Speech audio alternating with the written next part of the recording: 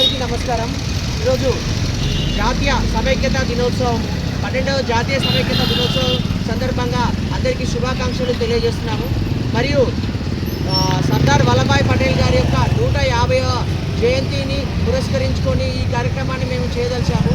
ముందుగా సర్దార్ వల్లభాయ్ పటేల్ గారు ఒక స్వాతంత్ర సమరయోధులుగా, మరియు ఒక న్యాయవాదిగా, ఒక రాజకీయవేత్తగా, మరియు ఒక రైతు నాయకుడిగా కూడా భారతదేశానికి ఎంతగానో కృషి చేశారు. మరి రైతు నాయకుడు అంటే ఒక సందర్భాన్ని చెప్పదలుచుకున్నాను. ఆ రోజు 1928 సంవత్సరంలో బర్డోలీలో ఒక బ్రిటిష్ వారు అన్యాయంగా భారతదేశ యొక్క ప్రజల మీద, రైతుల మీద ఒక 22% అనే పన్నుని విధించడం అనేది జరిగింది.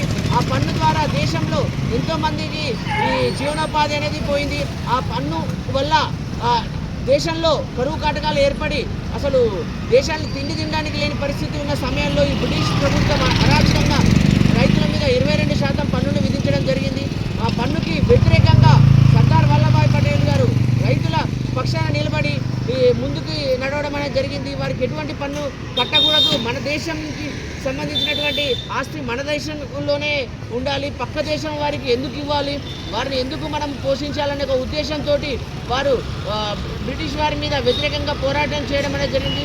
ఆ రోజు వారు చేసినటువంటి ఈ నాయకత్వానికి, దాంతోపాటు వారు చేసినటువంటి పోరాటానికి రైతులందరూ కూడా మద్దతు ఇవ్వడం అనేది జరిగింది.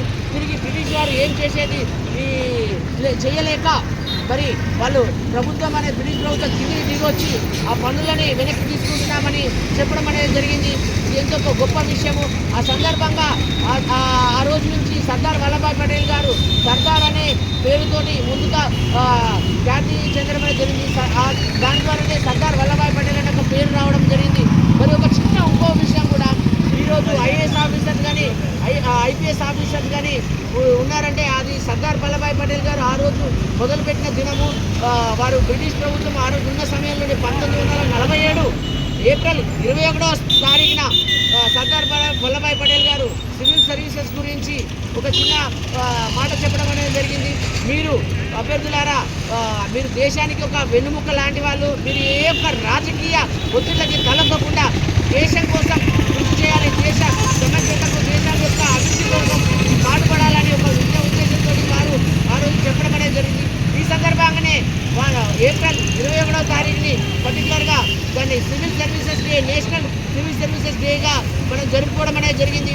మరి ఇంకొక సందర్భంగా వస్తే తెలంగాణకి ఆయన జాతిపిత లాంటి వారు, నిజాం యొక్క మెడలు వంచి తెలంగాణ ప్రభుత్వం మరియు హైదరాబాద్ సంస్థానానికి స్వాతంత్రాన్ని తీసుకొచ్చినటువంటి ఒక మహానాయకుడు సర్దార్ వల్లభాయ్ పటేల్ గారు. మరి వారు చేసినటువంటి ఎన్నో కృషి వల్ల మన తెలంగాణ అనేది, హైదరాబాద్ సంస్థానం అనేది భారతదేశంలో కలవడం అనేది జరిగింది. 562 సంస్థానాలను మన భారతదేశంలో కలిగినటువంటి ఒక మహానేత. వారి యొక్క కృషిని గుర్తించి కేంద్ర ప్రభుత్వము స్టాచ్యూ ఆఫ్ యూనిటీని అని కట్టించడం అనేది జరిగింది. ఇది చాలా గొప్ప విషయము. మరి కేంద్ర ప్రభుత్వం వారికి ఎంతో మా తరఫున కృతజ్ఞతలు తెలియజేస్తున్నాము. మరి వారిని యొక్క చేసినటువంటి కృషికి సందర్భంగా వారికి భారతరత్న బిరుదునిచ్చి సత్కరించడం జరిగింది. ఎంతో గొప్ప నాయకుడు సర్దార్ వల్లభాయ్ పటేల్ గారు.